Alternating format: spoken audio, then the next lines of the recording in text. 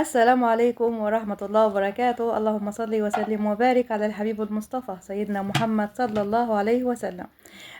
لو عندك حبة قشطة كده يعني مخزناهم في الفريزر عندك، تعالي نعمل منيهم النهاردة أحلى سمن بلدي فلاحي هيطلع من القشطة دي. أنا كان عندي حوالي نص أو أقل من نص كيلو كده قشطة. كنت لما اللبن كان عندي بيتغلي كنت باخد بيفضل مثلا في التلاجة لتاني يوم، كنت بيطلع وشة لبن حلوة كده. كنت باخد الوشة دي وبحتفظ بيها فين في الفريزر، وبجمعهم لغاية ما جمعت حوالي كده حوالي نص او اقل من نص كيلو. فالنهاردة جاي معاكم عشان اعرفكم ازاي واوريكم ازاي نحول القشطة دي الى سمن بلدي. بس ايه يعني حاجة كده من الاخر، سمن بلدي فلاحي. هتاكل السمن البلدي اللي على اصول، ولا متزود بحاجة ولا اي حاجة فيه داخلة غير القشطة بتتسيح بس معانا. وبيتم بعد كده فصل هديكوا هتشوفوا دلوقتي في الفيديو بتتفصل القشطة دي في اثناء الغليان، وبيتم بعد كده بيها بيطلع منها السمن البلدي. انا جبت الكمية كلها وحطيتها في حلة على النار، وبحط لها حوالي كده ربع معلقة ملح، ما تكتريش الملح. انا حطيت على قد الكمية اللي عندي اللي هو نص كيلو. تمام. وبفضل طبعا اهم حاجة تفضلي تقلبي فيهم، ما تسيبهمش خالص، لانك لو سبتيهم ممكن من تحت يتحرقوا. لان هو يعني سريع اللي هو بيتعمل بسرعة، يعني ممكن يتحرق منك بسرعة. فما ينفعش ان احنا نسيبه ونروح مثلا نعمل حاجة ونسيبه على النار، لا لازم يبقى على طول كده بالمعلقة الخشب اقلب فيه. انا دلوقتي هوريكم مرحله الفصلان اللي هتفصل بقى الزبده او القشطه عن ابصوا. بدات الحاجات اللي على الجناب دي هي بقى بدايه ظهور السمن البلدي عندي. بدات القشطه كده تفصل كده، اعرف ان السمن البلدي معايا يعني خلاص كده بيبدا ان هو هيتكون يعني كده. وافضل كل شويه اقلب طبعا، ما اسيبش خالص الحله كده، لازم اقلب. عشان زي ما قلت لكم ما ينفعش ان احنا نسيبها، لان هي سريعة ان هي ممكن تلزج من تحت في قاعرة الحل.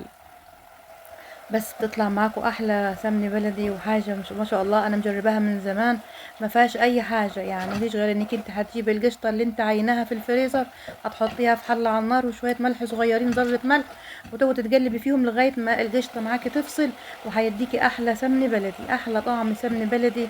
تحطيه مع الفول، تحطيه مع العدس، تحطيه مع اي حاجه، مع الحلويات، الجلاش، مثلا كنافه، قشطه اسمه ده، بسبوسه، كيكه، اي حاجه انت عايز تعمليها حلويات حلوه.